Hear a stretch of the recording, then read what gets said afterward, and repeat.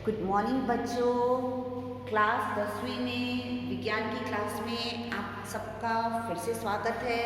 थोड़ी देर पहले देखो, आज हमारे इधर बार बार लाइट आ रही है जा रही है। थोड़ी देर पहले मैंने आपको दो प्रक्रियाएं समझाई, चित्र बताया आपको न्यूरॉन का या कह सकते हो चेताकोष का, और उसके बाद मैंने कौन सी प्रक्रिया समझाई बच्चों? प्रतिवृत्ति क्रिया। और मैं उम्मीद करती हूँ कि जितना मैं होमवर्क दे रही हूँ बच्चों वो करोगे। उन दोनों की चित्र अवश्य बना देना। तो अभी अगला टॉपिक है हमारा मस्तिष्क, यानी हमारा दिमाग जो कहाँ रहता है? खोपड़ी के अंदर है ना, चारों तरफ ये इधर है बराबर। इसके अंदर सुरक्षित रहता है कि नहीं रहता है? तो आखिर इसके अंदर कौन से भाग है और आखिर हम इसमें क्यों पढ़ रहे हैं? ये आखिर इसका क्या काम है? क्योंकि देखो बच्चों, सारा सोचने समझने का काम, ये सब काम करता कौन है? ये मस्तिष्क ही कर रहा है ना बराबर। डिसीजन का काम भी कौन करता है? मस्तिष्क कर रहा है। सारा कौन कर रहा है? दिमाग कर रहा है बराबर। तो आखिर ये मस्तिष्क की रचना क्या है उसके बारे में आपको बता रही हूँ। तो मनुष्य में पूर्ण विकसित जो हमारा जो तंत्रिका तंत्र है, ये तंत्रिका तंत्र हमने बताया था। तंत्रिका पेशी होती है, तंत्रिका उत्तक किसका बना होता है? न्यूरॉन्स का बना होता है, चेताकोष का बना होता है बराबर। तो तंत्रिका तंत्र में जो मुख्य रूप से भाग ले रहे हैं वो है मस्तिष्क, मेरुरज्जु तथा तंत्रिका उत्तक। ये तीन चीजों की बनी होती है। तंत्रिका उत्तक का मैंने आपको पहले बता दिया। तंत्रिका उत्तक किसका बना होता है? देखो मेरे क्लास में कुत्ता पढ़ने आया है, तो तंत्रिका उत्तक किसका बना हुआ है? वो बना है तंत्रिका कोश का बराबर। अब ये तंत्रिका कोश बहुत सारे मिलकर तंत्रिका उत्तक की रचना करते हैं। और तंत्रिका तंत्र में दूसरा कौन आता है? ये मेरुरज्जु, जो अपन की रीढ़ की हड्डी है ना, तो रीढ़ की हड्डी के अंदर जो एक ट्यूब जैसा आया हुआ है उसे हम कहते हैं मेरुरज्जु बराबर। और तीसरा है मस्तिष्क, ये हमारा ब्रेन बराबर। तो मस्तिष्क किसके अंदर आया हुआ है? वो खोपड़ी के अंदर आया हुआ है। आखिर हम उसको खोपड़ी के अंदर क्यों रखते हैं? क्योंकि वो बहुत सॉफ्ट होता है और अगर उसके ऊपर कुछ भी चोट लग गई तो बहुत परेशानी होती है कि नहीं? एक्सीडेंट हो जाता है, परेशानी होती है कि नहीं होती है? होती है ना। तो इसलिए उसको सुरक्षा प्रदान करने के लिए उसको किसके अंदर रखा जाता है? खोपड़ी के अंदर बराबर। और मस्तिष्क होता है खोपड़ी के अंदर, इनके अंदर नियंत्रण कक्ष होते हैं बराबर। तो मेरुरज्जु क्या है? मेरुरज्जु एक लंबी ट्यूबुलर तंत्रिका उत्तक है और ये इधर है, हमारी रीढ़ की हड्डी के अंदर आई हुई है, ठीक है। तो ये सारा जो नियंत्रण हो रहा है किसका? तंत्रिका तंत्र का नियंत्रण तीन चीजों के द्वारा हो रहा है, एक मस्तिष्क, एक मेरुरज्जु और तंत्रिका उत्तक बराबर। तो मेरुरज्जु तंत्रिकाओं की बनी हुई है बराबर, जो सोचने के लिए सूचनाएं प्रदान करती है। ये सारी सोचने की जो सूचनाएं वो कौन प्रदान करती है? मेरुरज्जु बराबर। तथा मस्तिष्क तथा मेरुरज्जु ये सब मिलकर सेंट्रल नर्वस सिस्टम का निर्माण करते हैं और सूचनाओं को प्राप्त, देखो ये सारी सूचनाएं कौन देता है? मेरुरज्जु देती है। मेरुरज्जु किसको देती है? मस्तिष्क को। फिर ये दोनों आपस में मिलकर सूचनाओं का संकलन करते हैं, निर्णय लेते हैं बराबर। तो इस तरह से ये जो सारी प्रक्रियाएं हो रही है, जो समन्वय हो रहा है, नियंत्रण हो रहा है, वो किसके द्वारा हो रहा है? तंत्रिका तंत्र के द्वारा। और ये तंत्रिका तंत्र किसका बना हुआ है? वो तीन चीजों का बना हुआ है, मस्तिष्क का, दूसरा किसका बना हुआ है? मेरुरज्जु का, तीसरा तंत्रिका उत्तक का। अब चलो मस्तिष्क का आपको चित्र बता दें। जो ये मस्तिष्क का चित्र बना हुआ है, देखो इधर थोड़ा भाग मैं अभी पढ़ाती हूँ, थोड़ा भाग बाद में पढ़ाती हूँ। ये देखो आपका पेज नंबर 130 पर ये देखो मस्तिष्क का चित्र बना हुआ है। ये चित्र भी हर बार एग्जाम में आता है। तो मस्तिष्क के कितने भाग हैं? तो इस मस्तिष्क के टोटल 3 भाग हैं। तो आपको ज्यादा जो भाग पढ़ना है वो अग्र मस्तिष्क का ही है। आपको भागों के नाम याद रखने हैं, अग्र, मध्य, पश्य।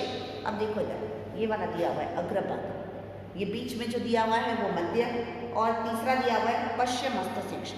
ठीक है, तो ये वाला और डिटेल में आप 10th में लेसन है मस्तिष्क की रचना, उसमें पढ़ोगे। ठीक है, अब आपको मैं पढ़ा रही हूँ। तो जो मस्तिष्क में सारा सोचने का काम मस्तिष्क में कौन करता है, वो करता है अग्र मस्तिष्क। बच्चों, कौन करता है?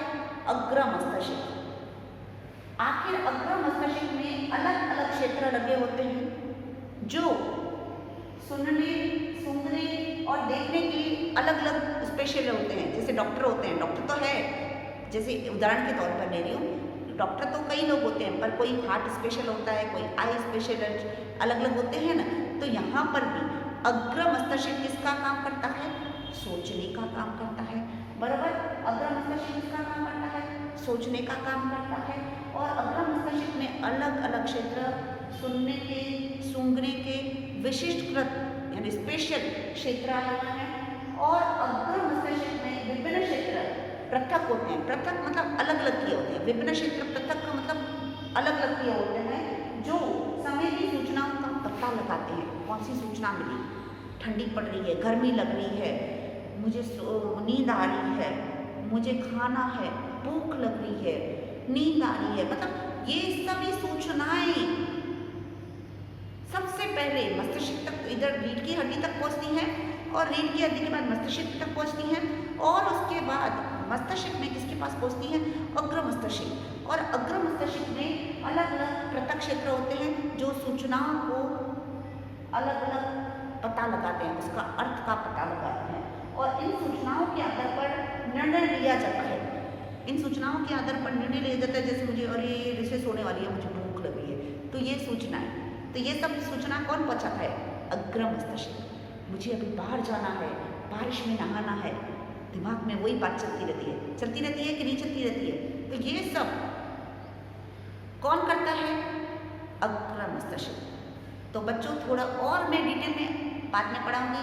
ठीक है, मिलते हैं फिर से थोड़ी देर के बाद, और आपका होमवर्क है ये मस्तिष्क का चित्र बना देना। ठीक है, bye bye, take care. Good morning बच्चों। हम मस्तिष्क के भागों के बारे में सीख रहे थे थोड़ी देर पहले, फिर मैंने थोड़ा ब्रेक लिया था। तो मस्तिष्क के कितने भाग बताए थे बच्चों?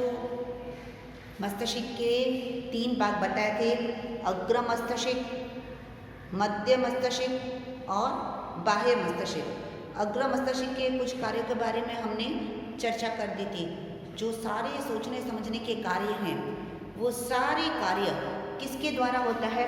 अग्र मस्तिष्क के द्वारा होता है। ये तो मैंने आपको बता दिया। इसके अलावा जितनी भी ऐच्छिक क्रियाएं हैं, ऐच्छिक क्रियाओं का मतलब क्या? ऐच्छिक क्रियाएं यानी मैं अपनी मर्जी से, जैसे मैं अपनी मर्जी से अभी बैठी हूँ, मैं बैठ जाऊँ, खड़ी हो जाऊँ, घूमने चली जाऊँ, डांस करूँ, गाना गाऊँ, खाना खाऊँ, तो ये सब जो क्रियाएं हैं, वो सारी क्रियाएं मेरी इच्छा अनुसार हो रही है। मैं चाह रही हूँ, ऐसा हो रहा है, तो ऐसी क्रियाओं को हम ऐच्छिक क्रियाएं कहते हैं। तो सारी जो ऐच्छिक क्रियाओं का जो नियंत्रण है, वो नियंत्रण कौन करता है? अग्र मस्तिष्क। जैसे मुझे अग्र मस्तिष्क करता है, जो चीज़ें हमारे हाथ में हमारी इच्छा से हो रही है, ऐसे क्रियाओं को नियंत्रण कौन करता है? अग्र मस्तिष्क। पर ऐसी कई क्रियाएं हैं जो हम नहीं कर सकते हैं, हमारी मर्जी से नहीं होती है। कौन सी ऐसी क्रिया है जो हमारी मर्जी से नहीं होती? ऐसी क्रियाएं जो हमारी मर्जी से नहीं होती हैं, ऐसी क्रियाओं को हम कहते हैं अनैच्छिक क्रियाएं। और उन सब का नियंत्रण कौन करता है?